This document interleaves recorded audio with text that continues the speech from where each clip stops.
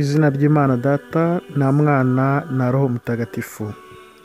Amasomo yo kuwa gatanu tariki 20 Nyakanga umwaka w'2018. Isomo rya mbere ni ryo mu gitabo cy'umuhanuzi Izayi, umutwe wa 38 umurongo wa mbere kugeza ku wa 8. Ivanjiri yanditswe na Matayo, umutwe wa 12 umurongo wa mbere kugeza ku wa 8.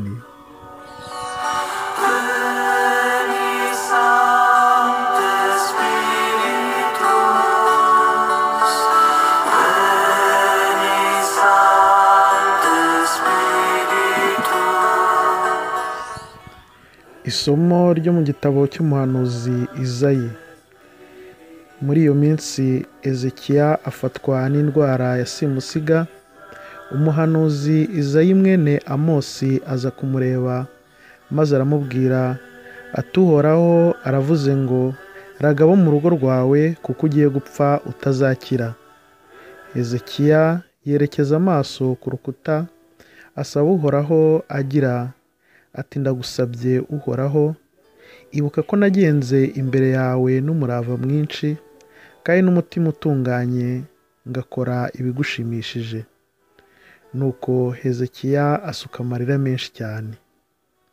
Nuko Uhoraho abwira Izayi muri aya magambo ati genda ubwire Ezekiya uti Uhoraho Imana ya sokuruza Dawudi aravuze ngo numvise amasengesho yawe, mbona n'amarira yawe, none ngiye kugukiza, ndetse no mu minsi 3 uzashobora kuzamuka ujye mu ngoro y'Uhoraho. Nkongereyeho imyaka 15 ku gihe wari kuzabaho, kandi nzagukiza wowe n'uyu murwa, mbagobotore mu nzara z'umwanzi w'Abanyashuru, nzarinde kandi uyu murwa. Dore ikimenyetso kizakwereka ko Uhoraho azuza ijambo avuze. Igicucu kimanukira mu madirishya y'inzu yo hejuru ya Akazi, ngiye kugisubiza inyuma h'intambwe 10, nuko izuba risubirayo, maze cya gicucu gisubira inyuma ho za ntambwe 10. Iryo ni ijambo ry'Imana.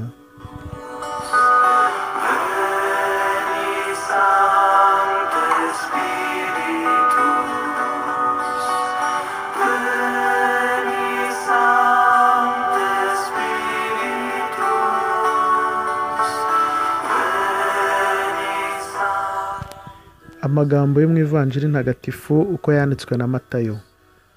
Icyo gihe ku munsi w'isabato Yezu anyura ku mirima yeze. Abigishwa be bakaba bashonje, bamamfuza ingano barazirya.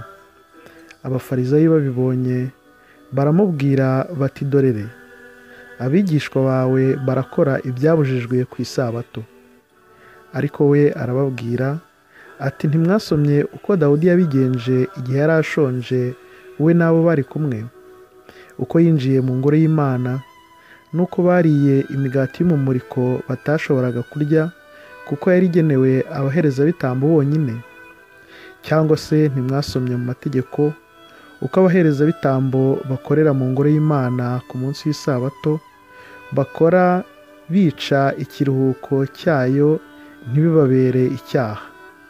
Nyamara rero ndabibabwiye, hano hari igitambutse iyo ngoro. Iyo musobanukirwa n'iri jambo ngo icyo nshaka ni impuhwe si igitambo, ntimuba mwarahamije icyaha abaziranenge. Koko umwana w'umuntu ni umugenga wa sabato. Iyo ni Ivanjiri ntagatifu.